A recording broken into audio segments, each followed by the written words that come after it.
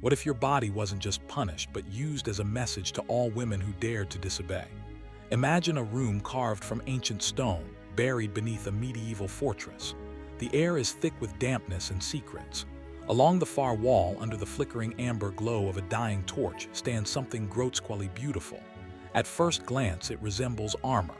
Ornate, curved, shaped with intention, but its dimensions are unmistakable. This wasn't made for a soldier. It wasn't crafted for defense. This was built for a woman. Its iron edges align with the softness of the female form. Its purpose, not swift execution, but degradation, humiliation, and pain. The device does not kill immediately. It lingers. It stretches suffering into hours, sometimes days, using the body as both canvas and message. A message sent not just to the victim, but to all who watched.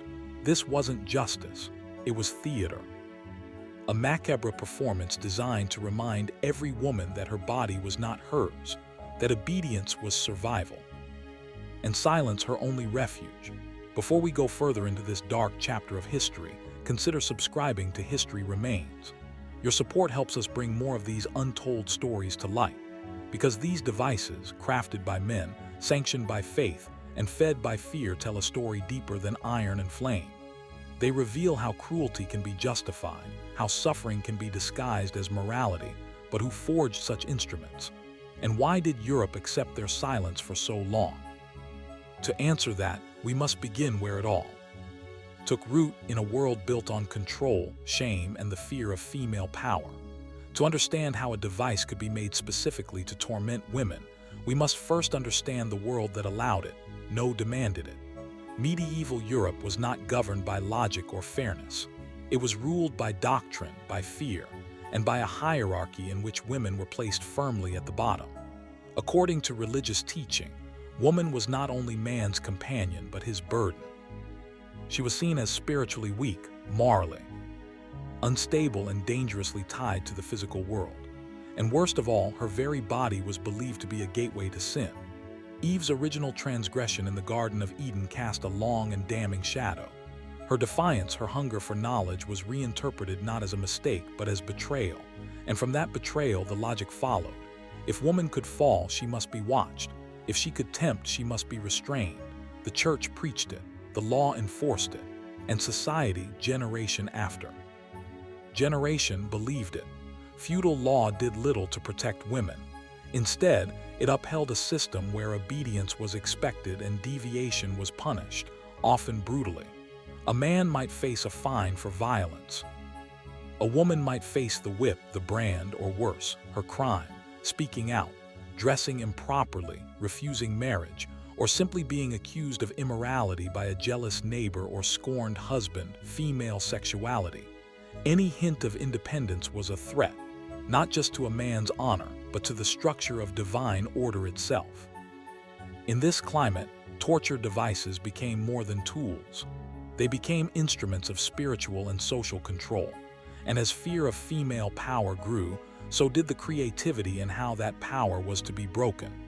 Some devices were adapted to shame women, but some were made for them from the very beginning, made to fit the body perfectly, made not to comfort, but to destroy. Among the many devices used to punish and control women in the medieval world, few were as horrifying or as symbolic as the breast ripper. Its appearance was deceptively simple. 4 sharp iron claws curved inward like the talons of a beast attached to a handle or mounted on iron tongs. Sometimes the entire instrument was heated over an open flame until it glowed red-hot, the metal hissing and sparking in the air. Then it was clamped directly onto a woman's breast and torn away. This was no metaphor. Flesh was ripped from bone, nerves, muscles, skin, all shredded in a single motion. The pain was unimaginable, the damage often fatal. If the woman survived the initial mutilation, she typically died from blood loss or infection soon after. But in many cases, death was not the immediate goal. The aim was terror, shame, a lesson for the crowd because this was done in public. Accusations of adultery, heresy, or witchcraft often led to the breast ripper. Women accused by jealous husbands, suspicious neighbors, or corrupt priests were dragged into town squares, stripped to the waist, tied to wooden posts, and made to stand beneath the gaze of a community they once called home. Then, before all eyes, her body, her motherhood, her femininity was destroyed. One historical reference comes from 14th century Germany, where local chronicles describe the execution of a woman accused of poisoning her husband. As part of her sentence, her breasts were torn off before she was hanged. Another tale, though likely apocryphal, appears in witch hunting manuals like the Malleus Maleficarum. The authors encourage torturing women where they have sinned most, advocating punishment that targets the female body with surgical cruelty. But this wasn't just about pain. It was about symbolism. The womb gives life. The breast sustains it. To mutilate the breast was to desecrate the sacred, transforming the very organs of nurture into objects of shame. This punishment sent a chilling message. A woman's power, her ability to give love, to bear life, to nourish, could be turned against her. And if she dared step outside the rigid walls of male-defined virtue, that power would be the first thing taken. But what if pain wasn't enough? What if her suffering had to come from within, hidden, silent, invisible until it was too late? Then came the pear of anguish. It was small, almost delicate, a hollow metal bulb, smooth on the outside, shaped like a pear, but at the turn of a screw it opened like a flower. Slowly, silently, its petals spread apart. What began as an object that could fit into the palm of a hand became a cruel mechanism of internal destruction. This was the pear of anguish. It was not used on thieves or soldiers. It was not designed to break bones or spill blood, at least not at first. It was reserved for those whose crimes could not be seen, women accused of abortion, of sleeping with other women, of speaking too boldly, of refusing a man's advances, or simply of sinning in ways that left no bruises behind. There were different versions, some inserted into the mouth, others into the vagina or rectum. But when used against women, it most often targeted the womb or the voice. Once inserted, the crank was turned slowly, forcing the metal to expand within soft flesh. The tearing began silently. The screams came later. It did not always kill. In fact, it often left the victim alive but broken.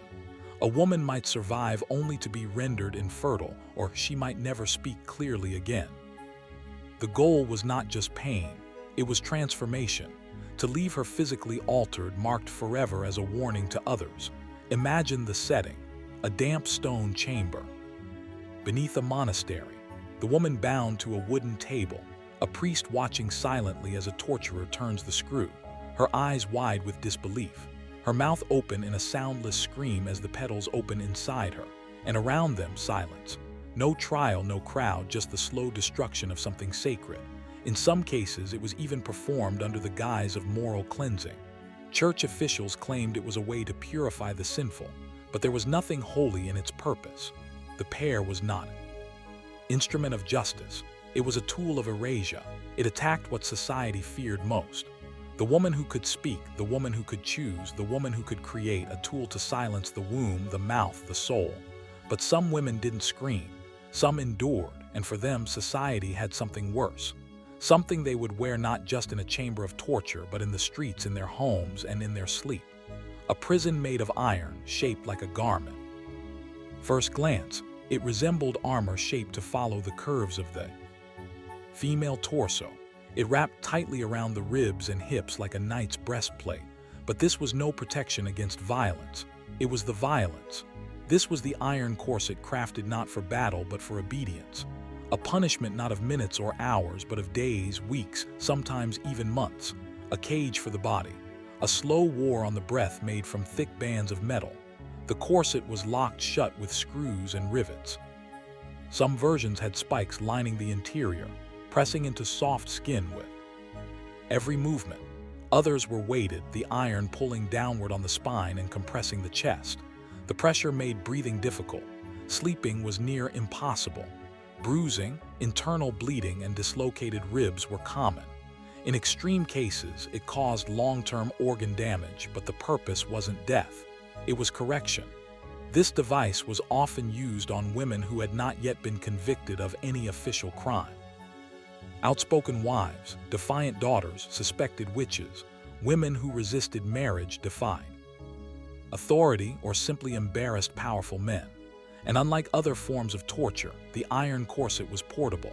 It traveled with its victim under her clothes, under her skin. She would go about her day working, cleaning, cooking, while her breath came in short gasps, her waist bruised, her lungs aching. Every movement was pain. Every word she tried to speak a struggle. In France and Italy, records speak of young girls forced into such devices for moral improvement.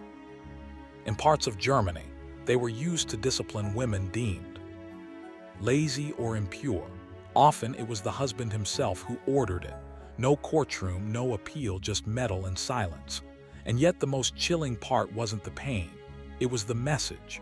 The corset transformed something beautiful, femininity, sensuality, grace, into something imprisoning. It took the very symbol of womanhood and turned it against her. The body became the battleground. The punishment became the garment. Imagine living inside your punishment, not for an hour, not for a trial, but as your daily reality. And still, for those women who dared to speak too loudly, who challenged not just men, but the very laws that defined their existence, there was something even worse. Because while iron could crush the body, another device was made to crush the voice itself. They called it a bridle, but it had no raise, no saddle, and no escape. Forged from iron, the scold's bridle was shaped like a cage for the head. A muzzle locked around the skull with straps that pressed into the cheeks, the forehead, and under the jaw. But the true cruelty lay inside a spike curved and sharpened, designed to press down on the tongue. The moment the wearer tried to speak, the spike cut into flesh. It was not meant to kill, it was meant to humiliate. A woman could be made to wear it for hours, days, or longer. Paraded through streets, bells attached to the sides so no step went unheard. Children laughed, men pointed, women turned away. And why was it used? For speaking too much, for complaining, for gossiping, for challenging a husband, a magistrate, a priest. In medieval Britain and Scotland, it was the go-to punishment for women labeled as scolds, a term with no fixed definition. Any woman with a voice too sharp or a mind too strong could be called one. And once accused, the punishment was swift. Court records from 16th century Edinburgh described multiple cases of bridling. In one, a woman was forced to wear the device for disturbing the peace in church. In another, a widow was muzzled for arguing too loudly with a neighbor. No trial, no defense, just silence. The message was unmistakable. A woman's voice was a threat. The spike on the tongue was not just physical, it was symbolic. It pierced through centuries of oral tradition. Wisdom passed from mother to daughter, healer to patient, midwife to bride. It criminalized speech itself. Wearing the bridle meant losing identity. No facial expression, no words, just iron, just the cold echo of your own breath inside a cage meant to reshape who you were. And when it was finally removed, the wounds didn't always heal. Some women never spoke clearly again. Others chose never to speak at all. And yet, despite its brutality, the scold's bridle left no scars visible to the eye, only silence, only shame. Only the memory of how easily a woman's voice could be turned into a weapon and then taken from her. But even now, one final device remains. Perhaps the most infamous of all, a machine so terrifying it became legend. But what if that legend was a lie? Few torture devices capture the imagination. Like the Iron Maiden, a tall sarcophagus-like chamber lined with spikes, said to embrace its victim in a kiss of death. For centuries, it has been portrayed as the pinnacle of medieval cruelty. But what if it wasn't real? Historians now believe the Iron Maiden, as we know it, is a myth, an 18th century invention crafted not by medieval torturers, but by museum curators seeking spectacle. There are no confirmed records of its use in the Middle Ages. No court documents, no survivor testimonies. The earliest known example was assembled in the 1800s in Nuremberg, long after the supposed era of its horrors. And yet, the legend endures. Particularly disturbing are the gendered variations that emerged as the myth grew. Female Iron Maidens, devices shaped with exaggerated curves, breasts molded into the metal. The interior spikes positioned with obscene precision appeared in paintings, exhibitions, and lurid fiction. These were never used. They were imagined, invented. And perhaps that makes them even more chilling, because they weren't forged in iron, they were forged in fantasy.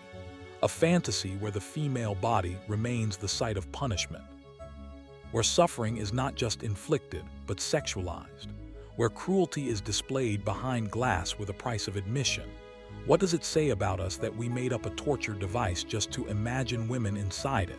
Some museums still display these objects, knowing full well they are fabrications. Some tourist guides still whisper stories of maids in iron being crushed inside them. The myth survives because it feeds something darker than truth.